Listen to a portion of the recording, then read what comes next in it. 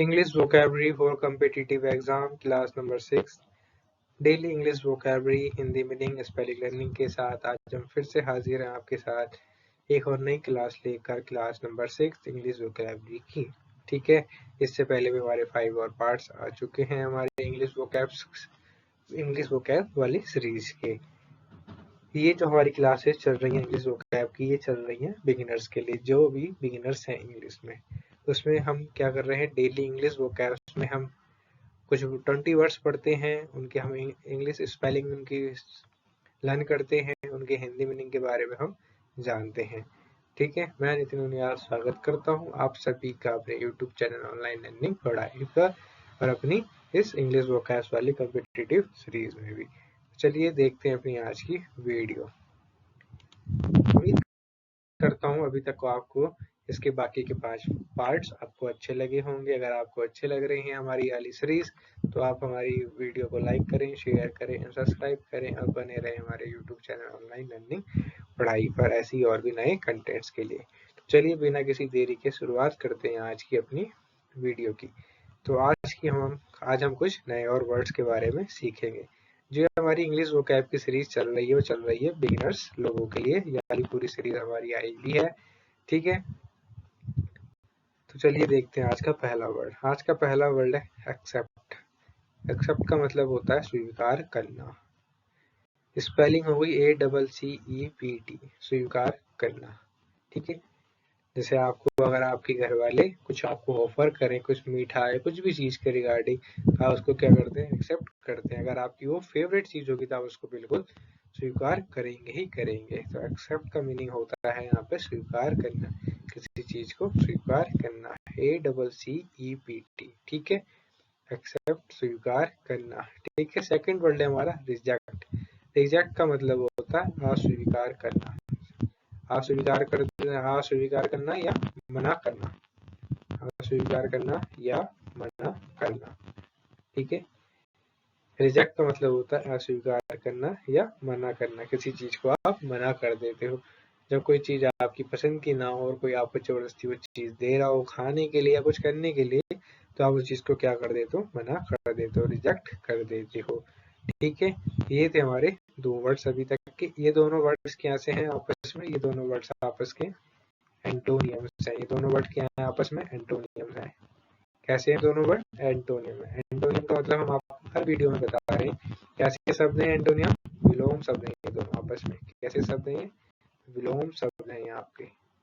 ठीक है, ये कैसे शब्द हैं आपके, एंटोनियम्स वाले शब्द हैं।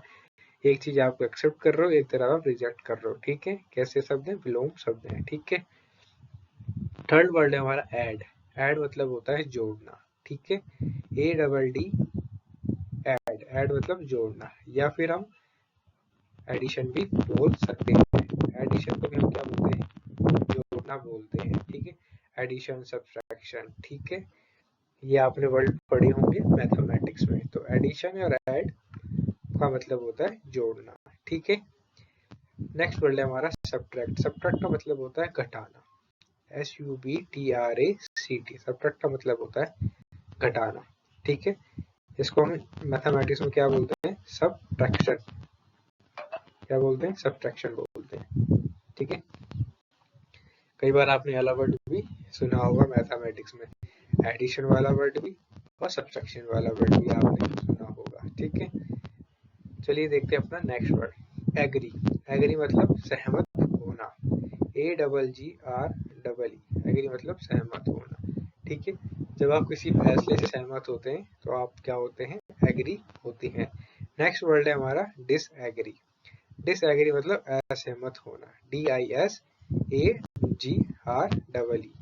क्या हो गया, डिसएग्री मतलब असहमत होना। जब आप किसी फैसले से सहमत नहीं होते तो आप क्या करते हैं, डिसएग्री करते हैं। तो दोनों वर्ड कैसे हो गए आपस में, एंटोनियम हो गए। कैसे वर्ड हो गए ये दोनों वर्ड, एंटोनियम हो गए। ठीक है, कैसे वर्ड हो गए दोनों आपस में, एंटोनियम हो गए। एक तरफ सहमत, एक तरफ असहमत होना। ठीक है, नेक्स्ट वर्ड है अराइव। ARRIVE। अराइव का मतलब होता है पहुंचना। ठीक है, जब आप कहीं पे पहुंच जाते हैं तो आप क्या होते हैं, वहां पे अराइव हो चुके हैं। ठीक है, आप अपने घर से निकले, आप अपने स्कूल पे पहुंच गए, कहीं आपको कहीं भी जाना था XYZ जगह पे, तो आप वहाँ पे क्या कर गए, अराइव कर गए। ठीक है, नेक्स्ट वर्ड है हमारा लीव, LEAVE। लीव का मतलब होता है छोड़ना या जाना, छोड़ना या चले जाना। क्या, छोड़ना या चले जाना। ठीक है, छोड़ना या चले जाना, लीव का मतलब। अगर आप अपना घर छोड़ के कहीं दूसरी जगह जाते हैं तो आप क्या करते हैं, अपना घर छोड़ते हैं तब आप दूसरी जगह जाते हैं। ठीक है, तो लीव का मतलब होता है छोड़ना या चले जाना। ठीक है, नेक्स्ट वर्ड है हमारा बोरो। बोरो मतलब उधार लेना। ठीक है, BORROW, बोरो मतलब उधार लेना। ठीक है, ठीक है, बोरो मतलब उधार लेना। और LEND, लैंड मतलब होता है उधार देना। ठीक है, LEND, लैंड मतलब उधार देना।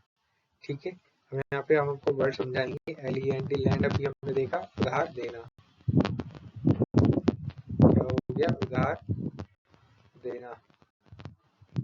ठीक है, और एक होता है लैंड, लैंड मतलब जमीन।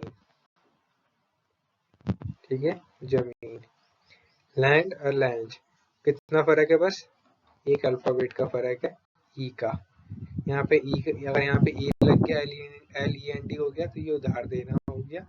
LEND, लैंड हो गया तो क्या हो गया, जमीन हो गया। ठीक है, लैंड मतलब हो गया उधार देना। ठीक है, तो लगभग इनकी प्रोनाउंसिएशन सेम है, लैंड और लैंड की। बस फर्क किस चीज का, एक एलिफ का सिंगल एक लेटर का फर्क है, जो कि हमारा ई और ए का फर्क है। ठीक है, चलिए देखते हैं अपने अब नेक्स्ट वर्ड की ओर। नेक्स्ट वर्ड है हमारा कैच। कैच का मतलब होता है पकड़ना, CATCH, कैच मतलब पकड़ना। मैच में आपने कई बार सुना होगा, अगर ये कैच पकड़ा जाता तो मैच उनके हक में चला जाता। तो कैच का मतलब होता है पकड़ना, किसी चीज को आप कैच करते हो, जब किसी चीज को आप पकड़ते हो, पकड़ना या पकड़ते हो, पकड़ना या पकड़ते। ठीक है, कैच का मतलब क्या हो गया, पकड़ना या पकड़ते हो। ठीक है, नेक्स्ट वर्ड है हमारा थ्रो, THROW, थ्रो मतलब फेंकना। ये वाला वर्ड भी आपने क्रिकेट मैच में बहुत बार सुना होगा कि थ्रो कर दो, फटाफट से थ्रो फेंको, विकेट कीपर के पास थ्रो फेंको, फील्डर को बोलते हैं कई बार, बॉलर एंड पे थ्रो फेंको। थ्रो का मतलब क्या होता है, फेंकना। किसी चीज को जब आप फेंकते हो तो उसको क्या करते हो, आप थ्रो करते हो, THROW, थ्रो। ठीक है, नेक्स्ट वर्ड है विन। विन का मतलब होता है जीतना, WIN, विन। विन का मतलब होता है जीतना। LOSE, लॉस, लॉस का मतलब होता है हारना। ठीक है, विन का मतलब होता है जीतना, लॉस का मतलब होता है हारना। ठीक है, तो ये दोनों वर्ड कैसे हैं आपके, ये दोनों वर्ड भी आपके एंटोनियम है। ठीक है, कैसे वर्ड हैं आपके, दोनों वर्ड भी आपके एंटोनियम है, विन और लूज करना। ठीक है, एक और वर्ड सुना होगा आपसे, विन, विन से विनर। ठीक है, लॉस, लॉस से सुना होगा आपने लूजर। ठीक है, विनर मतलब जीता हुआ और लूजर मतलब होता है आपका हारा हुआ। ठीक है,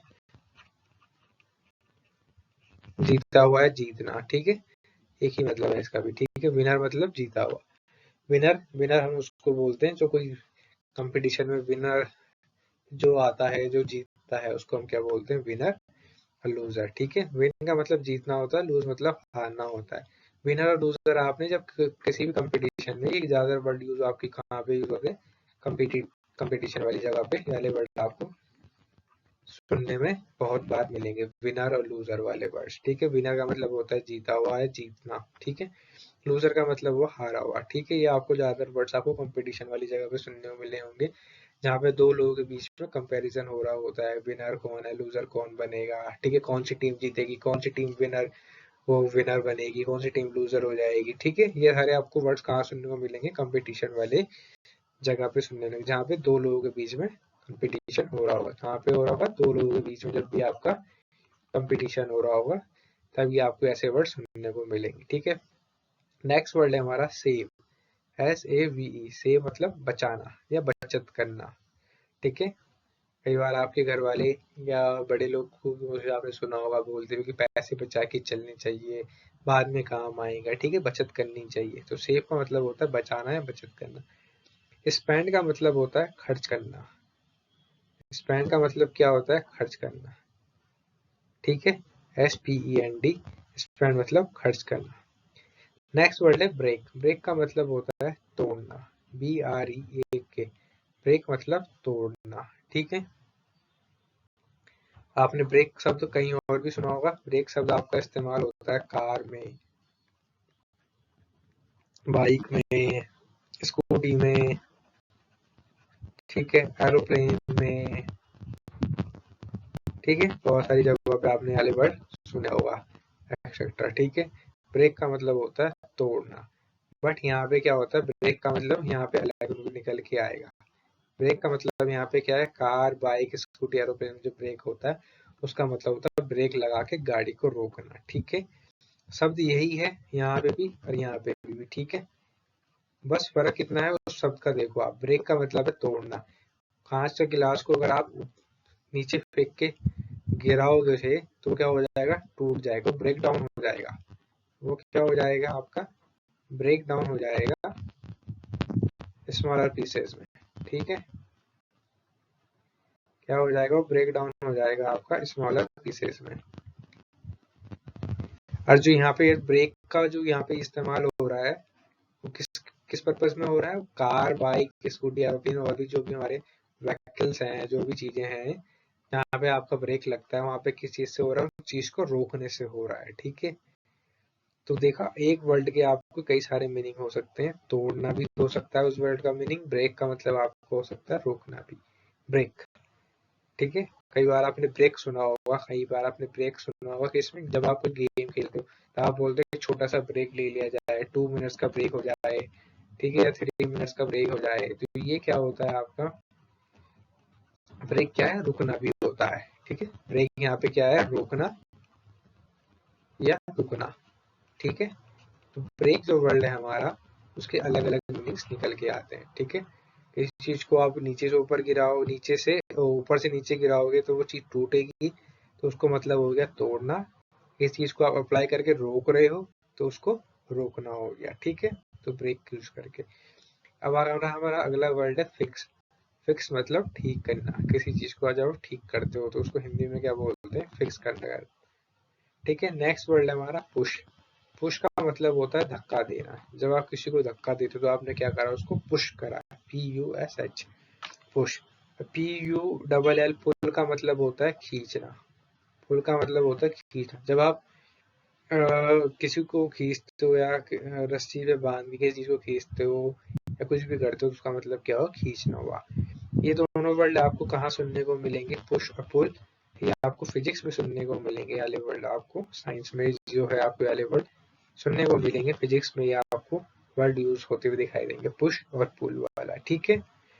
तो ये थे आज के हमारे कुछ इंग्लिश वोकैबुलरी सीरीज के वर्ड्स। उम्मीद करता हूँ आपको वर्ड समझ में आए होंगे, उनके हिंदी मीनिंग समझ में आए होंगे।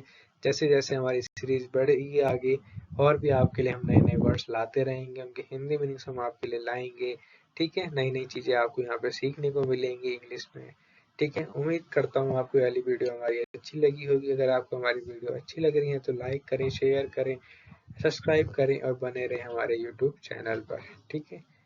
धन्यवाद आपका बहुत बहुत।